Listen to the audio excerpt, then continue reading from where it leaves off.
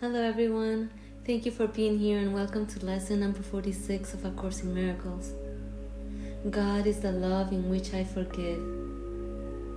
God does not forgive because He has never condemned, and there must be condemnation before forgiveness is necessary. Forgiveness is the great need of this world, but that is because it is a world of illusions. Those who forgive are thus releasing themselves from illusions, while those who withhold forgiveness are binding themselves to them. As you condemn only yourself, so do you only forgive yourself. Yet although God does not forgive, His love is nevertheless the basis of forgiveness. Fear condemns and love forgives. Forgiveness does undoes what fear has produced, returning the mind to the awareness of God. For this reason, forgiveness can truly be called salvation. It is the means by which illusions disappear. Today's exercises require at least 3 full 5-minute practice periods and as many shorter ones as possible.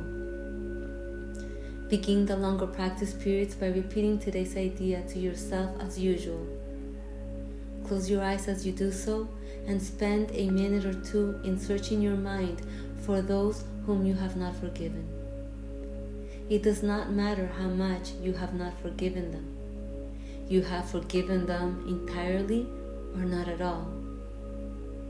If you are doing the exercises well, you should have no difficulty in finding a number of people you have not forgiven. It is a safe rule that anyone you do not like is a suitable subject. Mention each one by name and say, God is the love in which I forgive you, and name the person. The purpose of the first phase of today's practice periods is to put you in a position to forgive yourself. After you have applied the idea to all those who have come to mind, tell yourself, God is the love in which I forgive myself.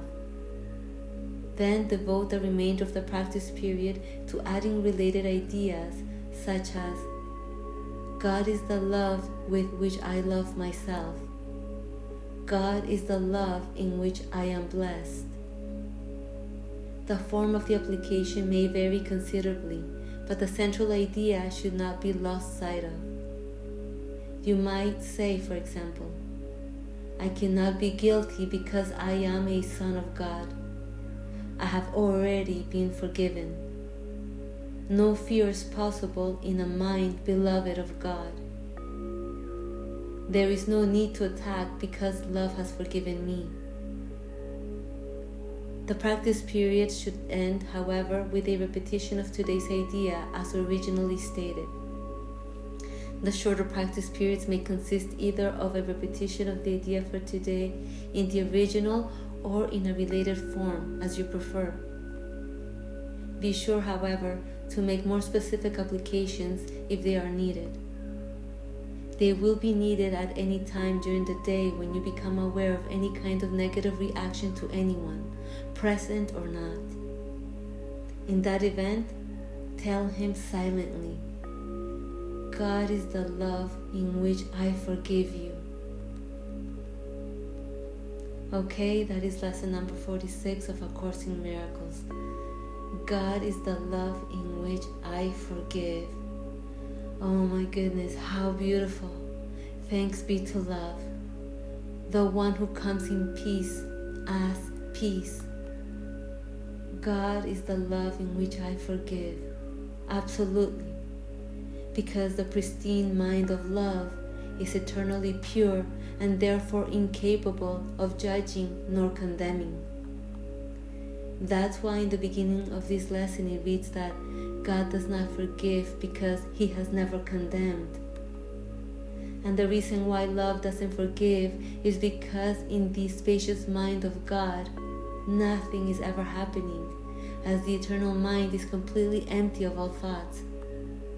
And being empty of thoughts, it is free from the illusion that seems to bound us to time. But I is not free.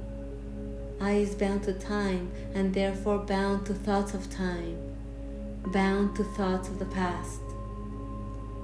That's why the forgiveness of love is necessary.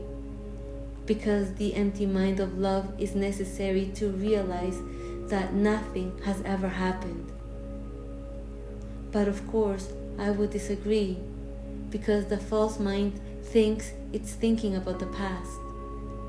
But what is the past but an illusion?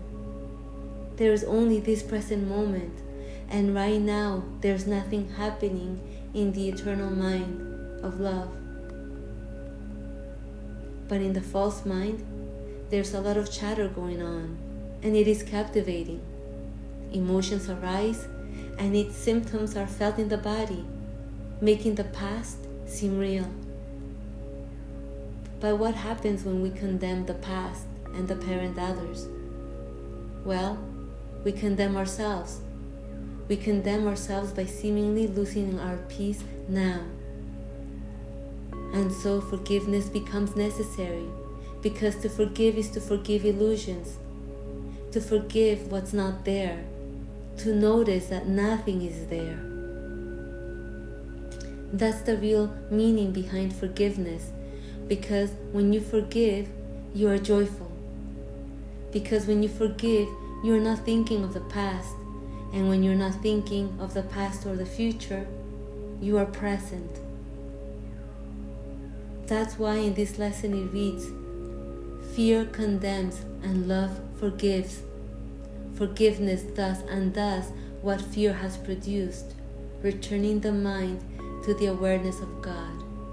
For this reason, forgiveness can truly be called salvation.